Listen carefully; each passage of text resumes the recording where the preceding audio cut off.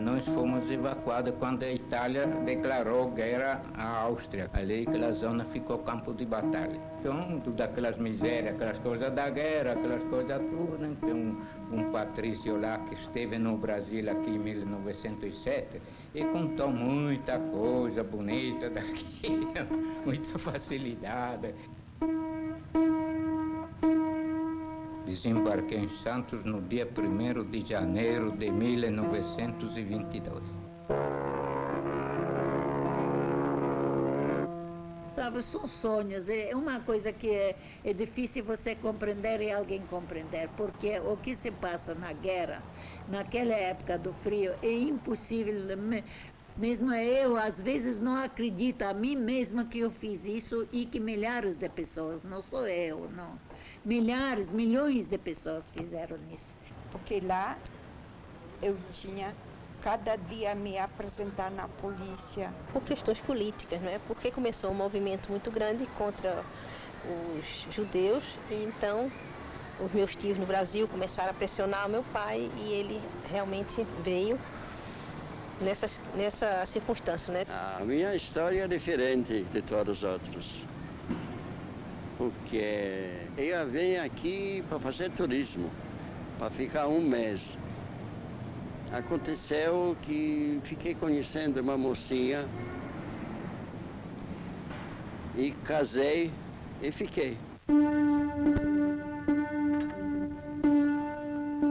1949 foi na cônsul brasileira para licença e ir para o Brasil. E foi recusada por causa que afinadores de piano não precisa. Então, só precisa gente que trabalha ou na roça ou serviço braçal. Eles diziam que no Brasil não há casas, que a gente mora nos barracos e tem muitos macacos. E que macacos que roubam crianças. Como nós não sabia nada sobre o Brasil, a gente ficava com um pouco medo, né? Falaram que no Brasil quase não tem casas. A minha imagem do Brasil, que nunca pensei em chegar a trabalhar do jeito que trabalhei, né? Nunca imaginei. Quando eu vim aqui no Brasil, eu não sabia quase falar nada, né? Então eu fui trabalhar como ambulante. Então fui trabalhando lá num lugar chamado Vila Sabrina. Aí eu bati palma na casa de uma freguesa, assim, né? Aí ela saiu. Eu falei algumas palavras que me ensinaram a comprar coxa, cobertor, só isso, né? Aí no fim a mulher comprou para ajudar, de fato. Eu só sabia decorei 10 de entrada naquela época, 5 por mês. Aí ela trouxe calendário, me mostrou a data e eu comecei a fazer sinal para que dia que eu volto para receber. Arranjei uma caixa de sapato, botei renda, botão, linha, bordado, essas coisas. Miudeza, né? E saía na rua, sabe? Vendendo. A pessoa está levando mercadoria, uns nas costas, outros no trabalho como eu fazia. Era duas madeiras, duas balas assim, fazia assim, tec, tec, batia uma na outra, tec, tec. Como digo? Esta madeira fazia barulho para a pessoa que está dentro de casa ouvir e sair para chamar a pessoa para fazer compra. Compreendeu? Só não conhecia ainda o Brasil, não conhecia a língua, não sabia falar nenhuma palavra. E eu disse, agora nós vamos começar a nova vida. Vamos trabalhar. Em Berlim, 3 anos meu marido estava trabalhando. Precisava 3 anos até se especializar. Aqui, em três dias, ele disse, deixa por minha conta, já sei fazer. Isto que eu achei tão diferente. È logico perché per meno concorrenza aqui encontrava um serviço melhor, mais fácil que lá, porque lá tinha já uma concorrência bastante cerrada. Em 26 eu venho como contrato, vimos 7 confeiteiros. Nesse tempo não tinha confeiteiros, não? Em Brasil. Só essas mulheres que fazem esse doce de cocada, doce brasileiros, não? Esse tempo ganhava mais que um general brasileiro. Ele pagava bem. Porque todas as pessoas queriam ganhar dinheiro. Então, cada um, né, queria ganhar mais dinheiro do que outra pessoa. Do Japão, a gente pensava, se trabalhasse 5 ou 6 anos, ganhava fortuna e podia voltar para o Japão.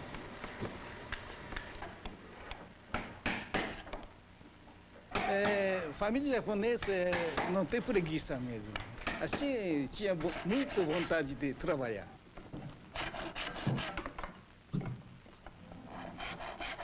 Aquilo que eu falei antes, ganhar dinheiro e voltar logo para o Japão. Esse é o motivo que a gente não deixa folgado, com preguiça. Durante o dia, eu estava trabalhando na roça, então, à noite só que podia costurar, né? Então, levantava cedo, horário de levantar é 4 horas, e não podia acender a luz, porque hora certa que acende, né? Eu gostava muito de costurar, aí eu pedi comprasse máquina, né? Aí mamãe comprou máquina. Quando o patrão soube, fez contra. Imagina, corona não precisa ter a máquina.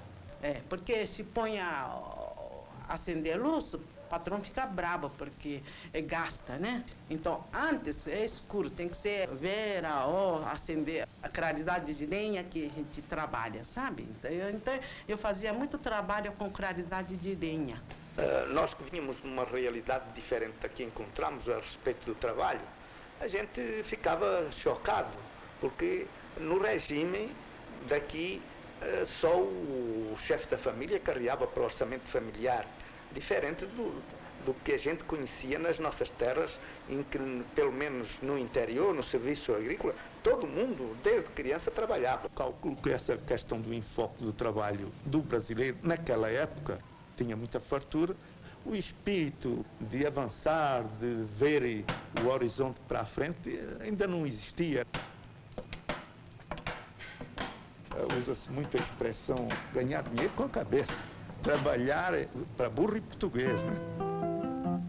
Viemos aqui trabalhar no Brasil Norte, para vir aqui para Fortaleza em 1935.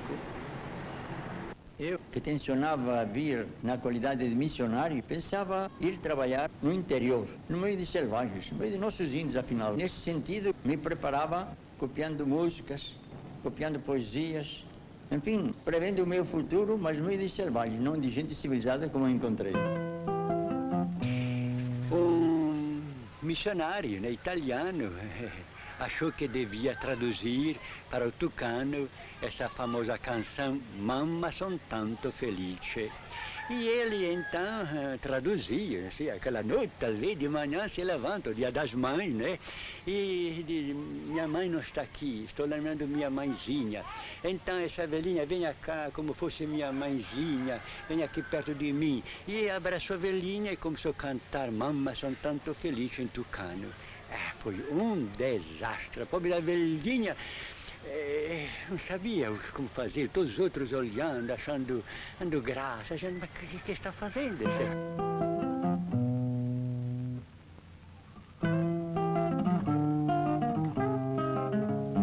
Daqui vai passando, baixa Amazônia, até Manaus. De Manaus vai até São Felipe. De São Felipe vai até Vila Ciabra no tempo quando tem água. O patrão arranjou um batelão com mercadorias, estivas e fazendo, e tecidos, compreendeu? E tecidos. E arranjei 4 homens para subir no morro. Para subir no morro, é preciso 4 homens, mas homem forte, porque varejão, 2 de um lado, 2 do outro. Metem um varejão dentro do rio e empurravam o batelão. Eu chegava no barracão, ficava esperando o seringueiro sair para eles fazer compra. E o patrão deles mesmo, quando dava ordem, ele deixava fazer negócio comigo e me dava um borracha.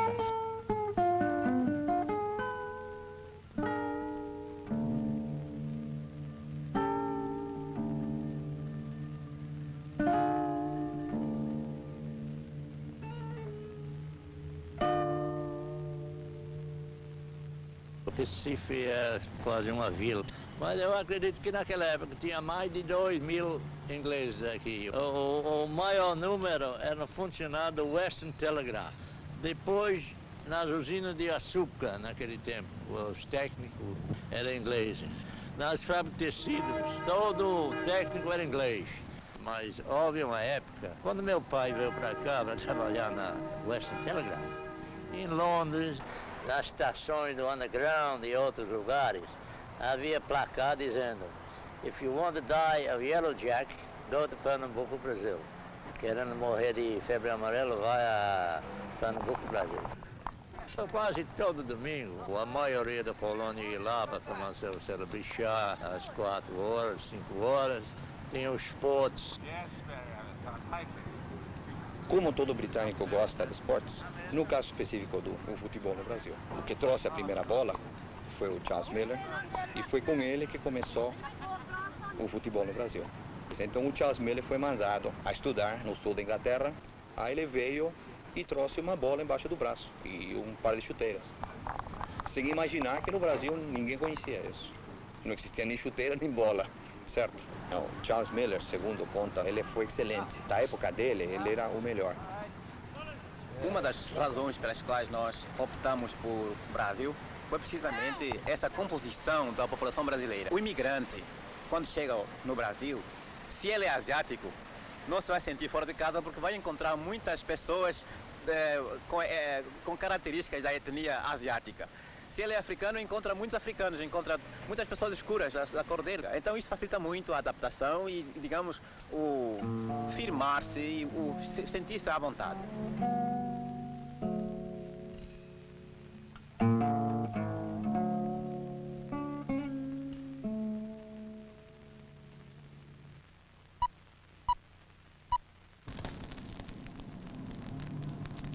Serviço tem bastante no qualquer cantas. Que queria trabalhar, achou serviço no todo lugar. O própria época impura o estrangeiro, porque ele não encontra tudo que eles tinham antigamente lá. Por isso que esta terra fez bem para um estrangeiro que tem um pouquinho de uma cabeça. O brasileiro, eles reagiam positivo a esta gente. Eles querem aprender. Eles foram muito elásticos. Respeitar uma pessoa que sabe mais, sem inveja, sem ciúme. Não começa, cada um chega para cá para arrumar bens. Ou para melhorar a vida dele, porque agora está aqui. É preciso, porque ele chegou nu para cá. Agora ele precisa fazer para chegar a um nível que ele aguenta. Porque não tinha outro recurso nenhum. Então eu fui obrigado a chegar aqui e enfrentar tudo no que me saía. Era sábado, era domingo, não tinha, entende? Não tinha descanso, não tinha nada. Quando chegamos aqui, se trabalhava 9 horas por dia. E aos domingos, geralmente, na construção civil, trabalhava até meio-dia. Então não tinha lei, não tinha nada. Não havia ainda uma semi-escravidão, não. Tanto é que se o sujeito, um pedreiro, um servente, não fosse trabalhar meio-dia aos domingos, na segunda-feira não precisava ir mais, estava despedido, não? Os imigrantes lutavam pela transformação social daqui mesmo. Gente de uma certa formação elevada, profissional e também ideológica. A classe trabalhadora, de um modo geral, naquele tempo, tinha adquirido um certo grau de consciência. Havia os italianos que pelejavam pela derrubada da monarquia na Itália, a realeza, o rei, não? Uma luta para derrubar e pôr uma república, não? Porque teve aquele movimento que vem desde 1900 e depois o movimento de 17 e tudo, né? Um era um anarquista, outro era um republicano e também socialista. O sindicato era muito fraco, não tinha assim, um movimento sindical. Então depois começou do 28 para cima, um pouco melhorado. Então ali pela Moca havia círculo, chamado Círculo Italiano, que se reuniam, discutiam, faziam baile, Fazíamos dança todos os domingos, sábados. Ma foi uma forza para frente, sta comprendendo? Perché il fatto stesso che un operaio, come dicevo, un immigrante che sa lavorare, si pone giunto con uno che sa lavorare meno, sempre perché le ragioni che noi parliamo, non perché ele sia mais intelligente, questo non esiste. Ele già è una ima, comprende se no? Perché se un signore frequenta un ambiente, una persona che ha una cultura superiore al signore, automaticamente il suo livello culturale sobe. Se il signore frequenta persone che hanno un livello culturale mais baixo, automaticamente il signore si ridimensiona. No?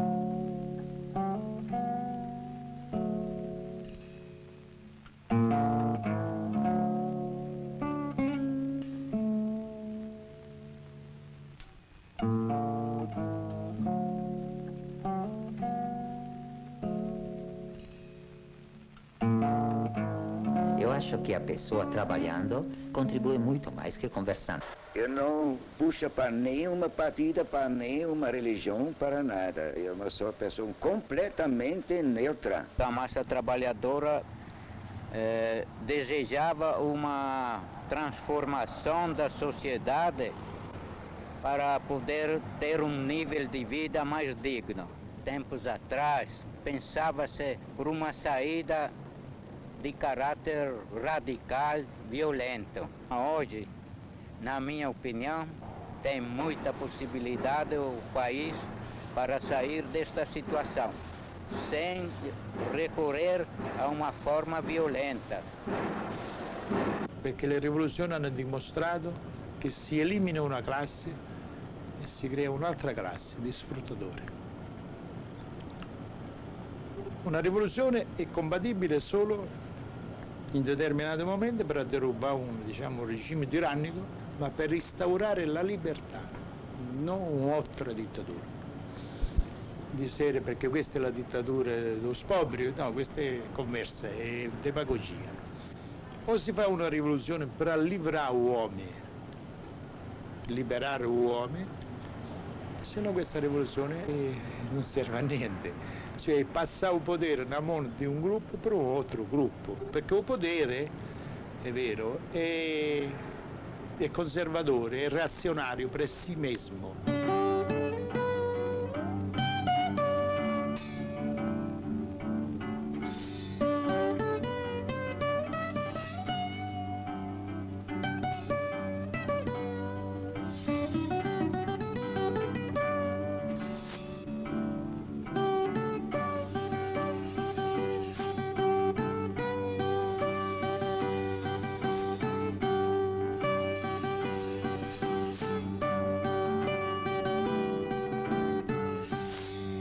Foi muito duro porque eu estava vendo que, lógico, o que eu estava fazendo, eu ia progredir com ele. Mas chegou muitos dias que a gente em casa não tínhamos para... Não tinha nada desse negócio, era um arroz, um feijão e olha lá. Quando tínhamos uma banana, um trago de água e vamos embora. Isso eu passei muito tempo.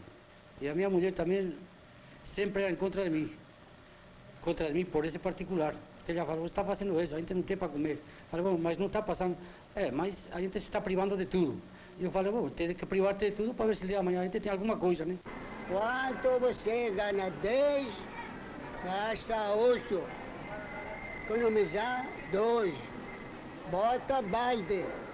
Embalde de terneira. A terneira faz uma gota. A gota, acima de gota, enche balde. Na economia. Que eles vindo, sendo parentes, irmãos ou sobrinhos, comigo já estabelecido, eles viriam trabalhar comigo, né? E já vinham na certa, quer dizer, que já não vinham arriscar em outras firmas, podiam se dar bem, podiam não se dar, e ao passo com família o caso é diferente. Por isso é que eu fiquei sempre aguardando para os trazer após eu ficar estabelecido. Qualquer pessoa sai de um país dele, de uma pátria-mãe, então ele adquire uma responsabilidade maior, porque ele fica longe parentes, todos os amigos. Quando ele precisa de alguma coisa, se está longe de todo mundo que ele precisa. Se ele cai amanhã, ninguém está perto do braço, correr ele, né? E ele começa a trabalhar, eu acho dobro. Não tem vergonha de que vai trabalhar.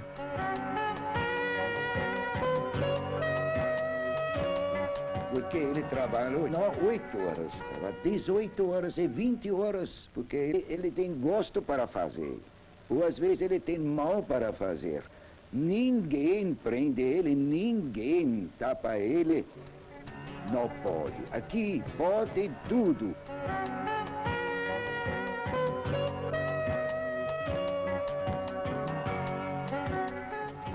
Porque japonesa veio do Japão de longe, então quer fazer vida logo aqui no Brasil. Então tem aquele interesse. Aí eu queria aumentar, já que vai trabalhar, então quero ir na capital trabalhar mesmo, para melhorar a vida, né?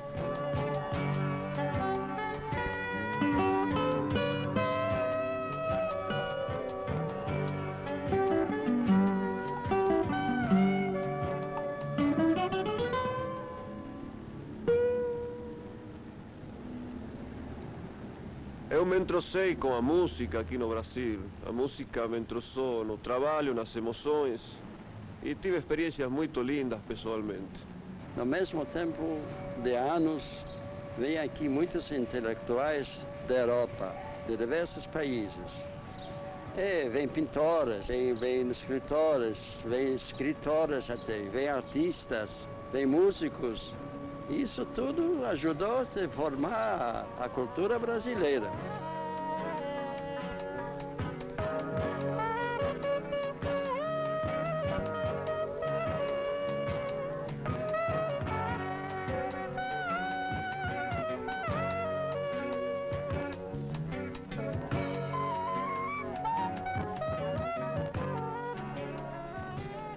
Eu cheguei em São Paulo em 1938 e, em princípio de 39, eu tinha vontade de subir a este prédio Martinelli, porque era um prédio de uma altura como nós não tínhamos em Viena. Nunca a gente podia imaginar que esta cidade ia crescer como cresceu. Nem eu podia imaginar que eu fosse crescer como cresci.